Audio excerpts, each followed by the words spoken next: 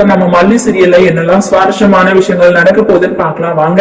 வெண்பா பாத்தீங்கன்னா ஒரு வழியா நம்ம விஜய் கிட்ட சமாதானமா பேசி இங்க பாத்தீங்கன்னா மல்லியம்மா இந்த ரூம்ல படுக்கலாம், என்ன மல்லியம்மா என்னோட ரூம்ல இருக்கட்டும் அப்படின்னு சொல்லிட்டு வெண்பா விஜய் கிட்ட சொன்னாங்க. விஜய் சரி வெண்பா மல்லியம்மா அங்கவே இருக்கட்டும் அப்படின்னு சொல்லிட்டு விஜய் சொல்லிடுறாரு. இதுக்கப்புறம் நம்ம மல்லி பாத்தீங்கன்னா அந்த ரூமுக்கு போற வழிக்கு நம்ம ராஜேஸ்வரி பாத்தீங்கன்னா பெரிய பிளான் போட்டுட்டாங்க. ஏன்னா வெண்பாவோட ரூம்ல இருக்கிற பெட்ஷீட் பில்லோ எல்லாம் எடுத்துட்டாங்க. எப்படியாவது மல்லி அந்த ரூம்குள்ள வச்சு நம்ம லாக் பண்ணிடலாம், ஏசி அதிகமா போட்டலாம், அவ காலையில தூங்கி எந்திருக்கும் போது ஒரு பிணமா தான் இருப்பா, அவளுக்கு நம்ம சடங்கே செஞ்சிடலாம் அப்படின்னு சொல்லிட்டு ராஜேஸ்வரி பெரிய பிளான் திட்டம் போட்டுட்டு இருக்காங்க.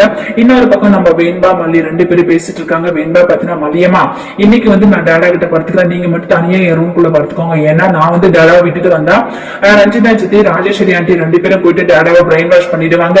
அதனால கண்டிப்பா டேடா நம்மளை பத்தி தப்பா தான் நினைப்பாங்க. இன்னைக்கு ஒரு நாள் மல்லியம்மா நீங்க படுத்துக்கோங்க, நாளைக்கு படுத்துக்கிறேன், உங்க பக்கத்துல படுத்துக்கணும் அப்படின்னு சொல்லிட்டு எனக்கு ரொம்ப ஆசையா இருக்கு அப்படின்னு சொல்லிட்டு வெண்பா பாத்தீங்கன்னா ஒரு அம்மாவோட ஏக்கத்தோட பேசிட்டு இருக்காங்க. மல்லிக்கு அது நல்லாவே தெரியுதுங்க.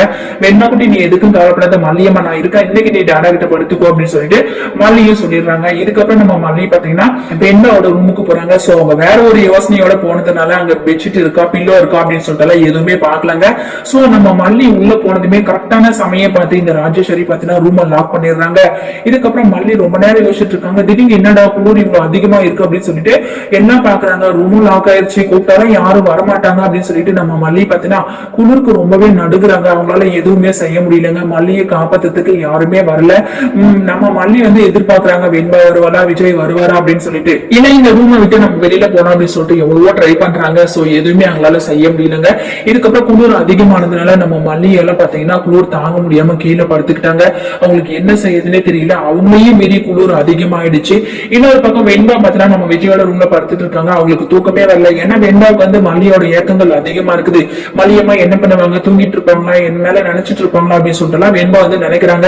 மல்லி தன்னோட சொந்த குழந்தைய பெத்துக்கல அப்படின்னு சொல்லிட்டு இருந்தாலும் வெண்பா தன்னோட சொந்த குழந்தையா தான் நினைச்சிட்டு இருக்காங்க. அவங்கள ரத்த பாசம் இல்லைனாலும் ஆனா அவங்களோட மனசை பத்தி தான் நம்ம வெண்பாவை பத்தி தான் நினைச்சிட்டு இருக்கு. வெண்பாவும் மல்லியை பத்தி தான் நினைச்சிட்டு இருக்காங்க. அந்த ஏக்கத்திலேயே இருக்காங்க. மல்லியம்மா என்ன பண்ணுவாங்க, என்ன நினைச்சிட்டு இருப்பாங்களா அப்படின்னு சொல்லிட்டு வெண்பா யோசிக்கிறாங்க. சரி என்னதான் நடக்கட்டும், டேடா தூங்கிட்டாரு, நம்ம போயிட்டு மல்லியம்மாவை பார்க்கலாம் அப்படின்னு சொல்லிட்டு வெண்பா பாத்தீங்கன்னா அவங்களோட ரூமுக்கு போறாங்க. அங்க பாத்தீங்கன்னா வெளியே லாக் பண்ணிருக்காங்க. வெண்பாவுக்கு சந்தேகம் வந்துச்சு, என்னடா லாக் ஆயிருக்கு, ஒருவேளை மல்லியம்மா எங்கேயாவது போயிட்டு இருப்பாங்களா அப்படின்னு சொல்லிட்டு வெண்பா ரொம்பவே ஷாக் ஆயிட்டாங்க. சோ வெயிட் பண்ணி பார்க்கலாம் என்ன நடக்க போகுதுன்னு சொல்லிட்டு. இந்த வீடியோ பிடிச்சிருந்தா மறக்காம நம்ம சேனலை சப்ஸ்கிரைப் பண்ணுங்க. தேங்க்யூ.